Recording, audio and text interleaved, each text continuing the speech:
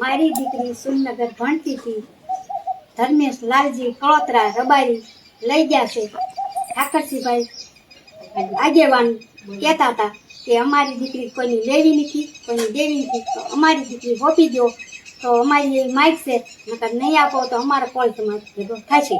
તો જે રબારી સમાજની છોકરીને જે ચૌધરી સમાજનો છોકરો ભગાડીને કે લવ મેરેજ કરવા માટે ઘરેથી લઈ ગયો હતો, એ વિવાદનો તો મિત્રો અંત આવી ગયો છે. પણ મિત્રો ફરી એકવાર ચૌધરી સમાજ કંકુ નામની દીકરી એટલે કે ચૌધરી સમાજની દીકરી અને જે રબારી સમાજનો યુવક ભગાડી અને લઈ ગયો છે, જે આશરે લગભગ 2 થી 2.5 વર્ષ થઈ ગયા. તો મિત્રો આ વિવાદ પણ અત્યારે ચાલી રહ્યો છે. પણ મિત્રો આ વિવાદની વચ્ચે ફરી એકવાર ચોંકાવનારો મોટો ખુલાસો સામે આવ્યો છે, જેમાં મિત્રો અત્યારે કોઈ ઠાકોર સમાજની દીકરીને રબારી સમાજનો કોઈ છોકરો લઈ ગયો છે, જેનો એક વિડીયો વાયરલ થઈ રહ્યો છે.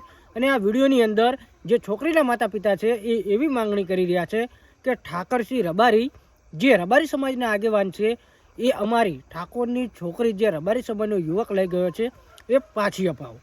તો શું મિત્રો ફરી એકવાર અત્યારે આ જે વિવાદ શરૂ થયો હતો, જે રબારી સમાજની ફેમસ સિંગર કિંજલબેન રબારી જે ભાગીને કોઈ છોકરા સાથે લગ્ન કરવા માટે ઘર છોડ્યું હતું, એ વિવાદની શરૂઆત થઈ અને પછી ચૌધરી સમાજની દીકરીની માંગણી આવી.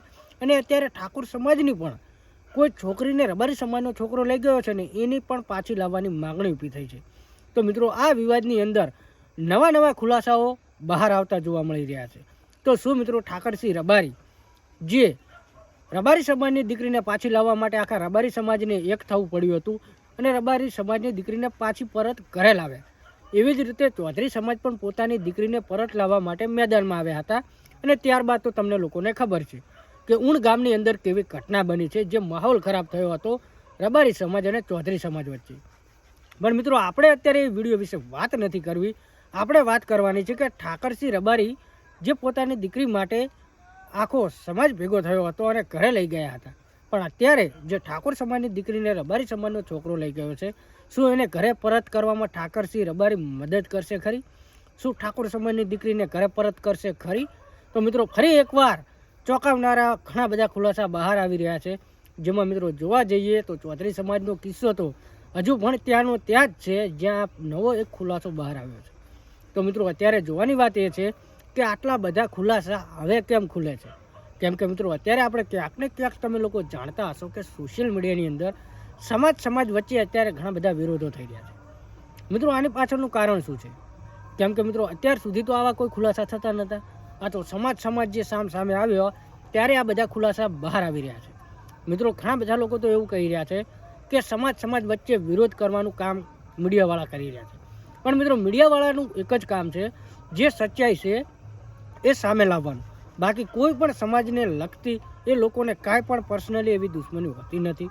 પણ આપણે પણ તમને લોકોને જે માહિતી આપી છે તે ઇન્ટરનેટ અને સોશિયલ મીડિયાને આધારે આપી છે અને લોકો સુધી માહિતી પહોંચે એ માટે વિડીયો બનાવીએ છીએ. બાકી અત્યારે જે ઠાકોર સમાજની દીકરીની માંગણી કરી રહ્યા છે એ વિડીયો જુઓ, અને આ વિડીયો જોયા બાદ તમે લોકો શું કહેવા માગો છો કમેન્ટ કરી શકો છો. બાકી સમાજની દીકરી સમાજમાં રહેવી જોઈએ એ મામલે પણ ઠાકરસિંહ રબારીએ વાત કરી હતી. પણ અત્યારે આ તો બીજી જાતની એટલે કે બીજી સમાજની દીકરીને બીજી સમાજનો છોકરો, બીજી સમાજની છોકરીને બીજી સમાજનો છોકરો આવી રીતે પરસ્પર લવ મેરેજ કરી રહ્યા છે. આ વિશે તમે લોકો શું કહેવા માગો છો કમેન્ટ કરી શકો છો. બાકી વિડીયો પસંદ આવે તો વિડીયો લાઇક કરો. બાકી આ વિશે તમે લોકો શું કહેવા માગો છો કમેન્ટ જરૂરથી કરજો. બાકી અત્યારે જે વિડીયો વાયરલ થઈ રહ્યો વિડીયો જો.